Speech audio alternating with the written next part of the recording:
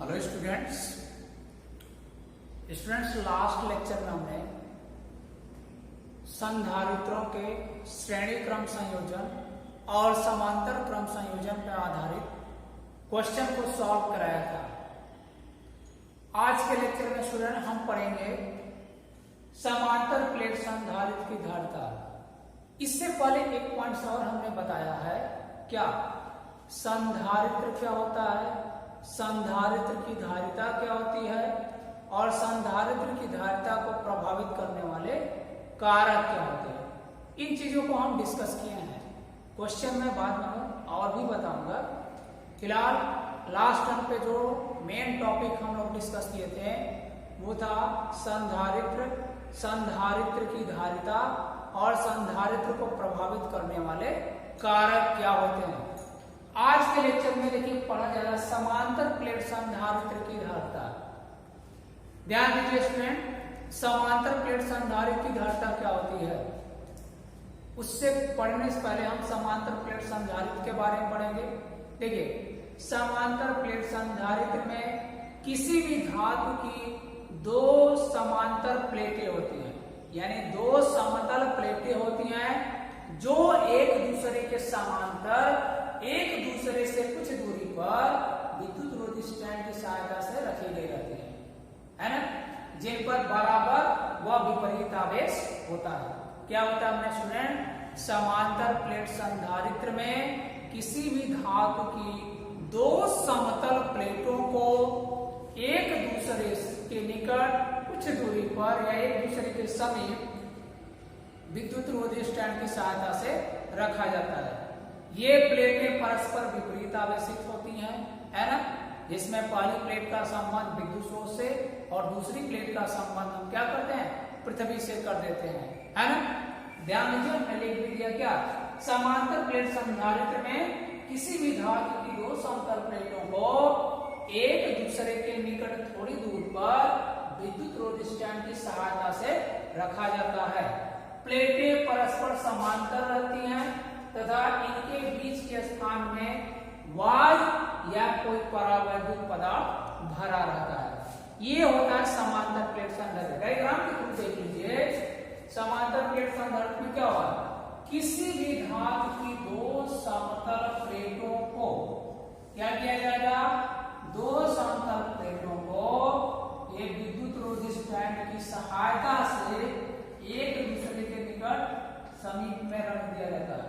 एक प्लेट ये हो गया, दूसरा प्लेट एक और प्लेट ऐसे ले लीजिए, इन दोनों प्लेटों को ऐसे रख दिया जाता है एक दूसरे। पहली प्लेट का कनेक्शन क्या करते हैं, इलेक्ट्रिक सोर्स से, विद्युत स्रोत से, है ना। पहले प्लेट का संबंध विद्युत स्रोत से, जबकि दूसरी प्लेट का संबंध हम क्या करते हैं स्टूडेंट, पृथ्वी से कर देते हैं। यानी फर्स्ट प्लेट क्या होगा, विद्युत स्रोत से, और दूसरी प्लेट का संबंध पृथ्वी से कर देते हैं। यह अरेंजमेंट ही समांतर प्लेट संधारित्र कहलाता है, ठीक है ना।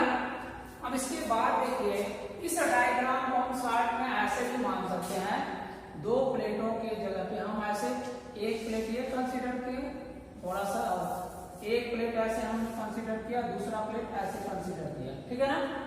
अब इसका कनेक्शन हम इलेक्ट्रिक सोर्स से और दूसरे का कनेक्शन हम अर्थ से कर देते हैं। ये भी डायग्राम दिखाया जा सकता है, ठीक है ना। इस डायग्राम से भी हम क्लियर ऐसे कर सकते हैं। ये क्या होगा, समांतर प्लेट संधारित्र की पहली प्लेट और समांतर प्लेट संधारित्र की दूसरी प्लेट होगी, ठीक है। ऐसे भी दिखा सकते हैं और ये भी होगा, ठीक है ना। अब आके हम समांतर प्लेट संधारित्र, ये तो मैं डिफिनेशन बताया हूं समांतर प्लेट संधारित्र क्या होता है। अब चलिए हम समांतर प्लेट संधारित्र की धारिता को ज्ञात करते हैं, कैसे फाइंड आउट करेंगे। देखिए फाइंड आउट करने के लिए हम क्या करेंगे, ये डायग्राम फिर से अच्छे से बना दें, ये स्पेस खाली हो जाएगा। देखिए स्टूडेंट, समांतर प्लेट संधारित्र में माना एक समांतर प्लेट संधारित्र, माना एक समांतर प्लेट संधारित्र की प्लेटें X व Y हैं, जिनमें प्रत्येक प्लेट का क्षेत्रफल a मीटर स्क्वायर है। दोनों प्लेटों का क्षेत्रफल और ऊपर क्षेत्रफल a मीटर।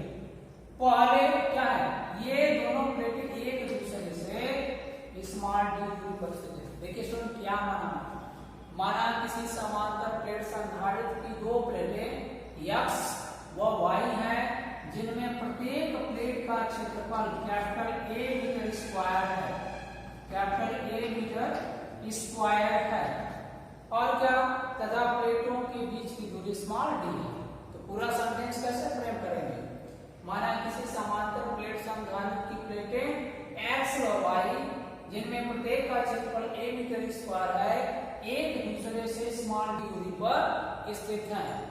आगे देखिए पहली प्लेट, अब क्या, प्लेटों के बीच के, ऐसे मान लेंगे प्लेटों के बीच के माध्यम का परावैद्यता k है।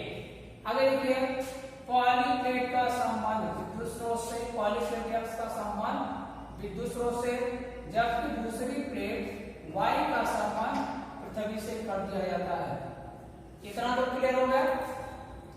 ये विद्युत स्रोत से किया गया है, विद्युत स्रोत से, और दूसरी प्लेट का संबंध जो है अर्थ से किया गया, पृथ्वी से। ये हो गया। इसके बाद देखिए विद्युत स्रोत की सहायता से पहली प्लेट को प्लस क्यू आवेश दिया जाता है। तो क्या होगा, यह प्लस क्यू आवेश प्लेट के भीतरी सतह पर एक समान रूप से वितरित हो जाता है, फैल जाता है, तथा विद्युत प्रेरण की घटना से प्लेट y यानी दूसरी प्लेट के भीतरी सतह पर उतना ही क्या होगा, माइनस चार्ज जनरेट हो जाएगा। यहाँ पे ये प्लस क्यू जनरेट हुआ है, यहाँ पे माइनस क्यू जनरेट होगा। कि जब माइनस क्यू जनरेट हुआ, ये पहले तो निरावेशित था ना, माइनस क्यू जनरेट हुआ तो साथ ही साथ क्या होगा, प्लस चार्ज भी जनरेट होगा ना। ये प्लस चार्ज क्या आता है, यहाँ से आकर के पृथ्वी में निरावेशित हो जाता है। यहाँ से का जो प्लस क्यू चार्ज है क्या हो गया, अर्थ में आ गया। तो इस प्रकार ये दोनों प्लेटें क्या हो गई, विपरीत आवेशित हो गए। विपरीत आवेशित होने के बाद इसमें प्लेटों के बीच एक समान वैद्युत क्षेत्र उत्पन्न हो जाता है, जिसकी दिशा धन प्लेट से ऋण प्लेट की ओर होती है। एक समान वैद्युत क्षेत्र ये उत्पन्न हो जाता है, ठीक है ना। अगर प्लेटों के बीच का माध्यम y का निर्वात रहता, उसी वैद्युत क्षेत्र को हम E नॉट से रिप्रेजेंट करते हैं, ठीक है ना। अब देखिए प्लेटों के पृष्ठ पर, दोनों पृष्ठों पर आवेश का पृष्ठ घनत्व मान लीजिए क्या है, यहाँ पे सिग्मा प्लस में होगा, और दूसरी वाली प्लेट पे क्या होगा, सिग्मा माइनस में होगा। ये याद देखिए, ये प्लेट x था, ये प्लेट y था।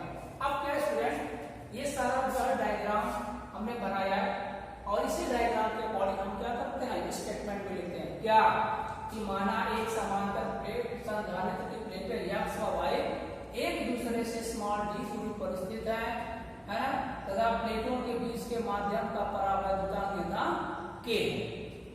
आगे क्या, पहली प्लेट का संबंध विद्युत स्रोत से, जबकि दूसरी प्लेट का संबंध पृथ्वी से कर दिया जाता है। इस प्रकार प्लेटें क्या होती है, अब क्या, पहली प्लेट को विद्युत स्रोत की सहायता से प्लस क्यू आवेश दिया जाता है, तो यह आवेश प्लेट के भीतर, पहली प्लेट के भीतरी सतह पर एक समान रूप से वितरित हो जाता है, तथा विद्युत प्रेरण की घटना से दूसरी प्लेट y के भीतरी सतह पर प्लस क्यू के बराबर माइनस क्यू चार्ज उत्पन्न हो जाता है, तथा y प्लेट का जो प्लस क्यू चार्ज बाहरी सतह का चार्ज है वो पृथ्वी में चला जाता है। इस प्रकार दोनों प्लेटें विपरीत आवेशित हो जाती हैं, तथा प्लेटों के बीच एक समान वैद्युत क्षेत्र E उत्पन्न हो जाता है। आगे देखिए, मान लीजिए माना प्लेटों के बीच क्या, माना प्लेटों के बीच क्या होगा स्टूडेंट, बीच वायु में उत्पन्न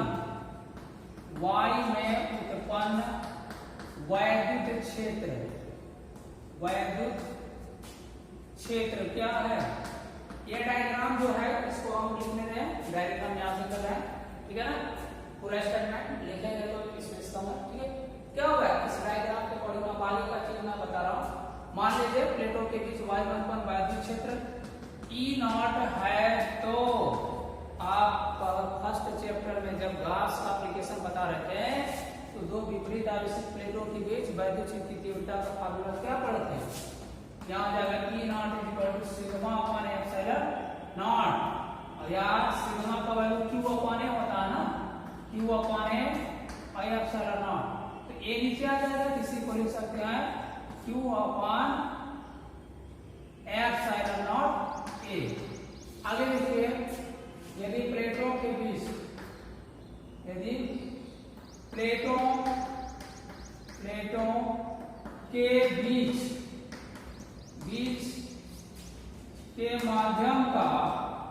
के माध्यम का परावैद्युतांक नियतांक के हो तो प्लेटों के बीच वैद्युत क्षेत्र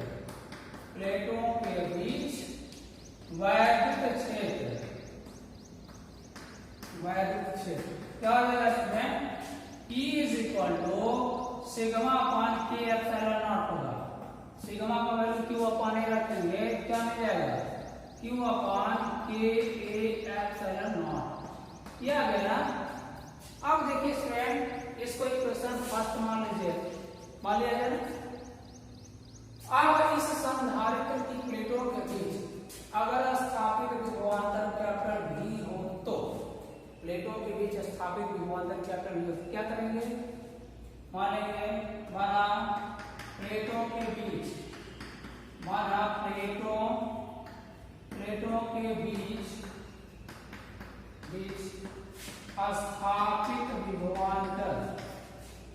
स्थापित विभवांतर कैपिटल V हो तो क्या होगा?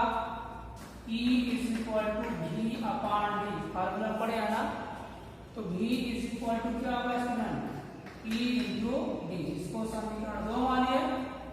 समीकरण 1 से E का मान समीकरण 2 में रखिए। समीकरण 1 से E का मान क्या करेंगे? समीकरण 2 में रखने पर रख दिया जाए। समीकरण 2 में रखने क्या मिलेगा स्टूडेंट? रखा जाए समीकरण 2 में V is equal to E का मान रखिए। E का यह मान ला करके यहाँ पे रखो, क्या होगा? Q upon K epsilon not और क्या होगा? Into D। अब देखिए V का वैल्यू मिल गया ना। अब हम निकालेंगे संधारित्र, इस समांतर प्लेट संधारित्र की धारिता क्या होगा? अतः समांतर प्लेट संधारित्र की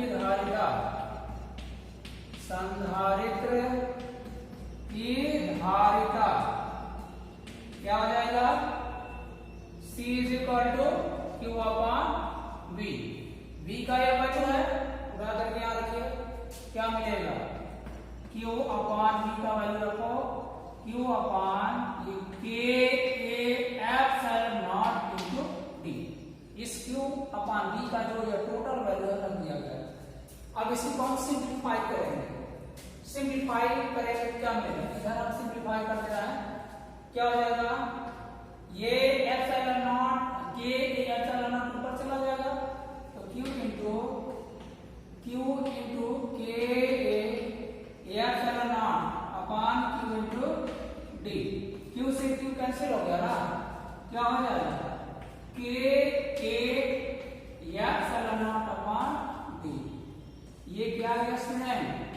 समांतर प्लेट संधारित्र की धारिता। क्या आ गया? किसी समांतर प्लेट संधारित्र की धारिता का फार्मूला हमने ऑब्टेन कर लिया। ठीक है, इसके बाद एक कंडीशन और देखिए, क्या यदि प्लेटों के बीच का माध्यम, यदि प्लेटों के बीच का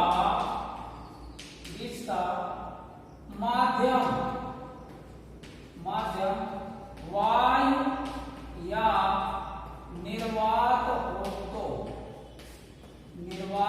तो स्टूडेंट क्या हो जाएगा, K = 1, तो क्या होगा, संधारित्र की धारिता, समांतर प्लेट संधारित्र की धारिता, उस कंडीशन में हम क्या करेंगे, C0 से रिप्रेजेंट करते हैं, और C0 क्या होगा, इस K की जगह 1 लिखेंगे तो क्या होगा, ε0 बचेगा।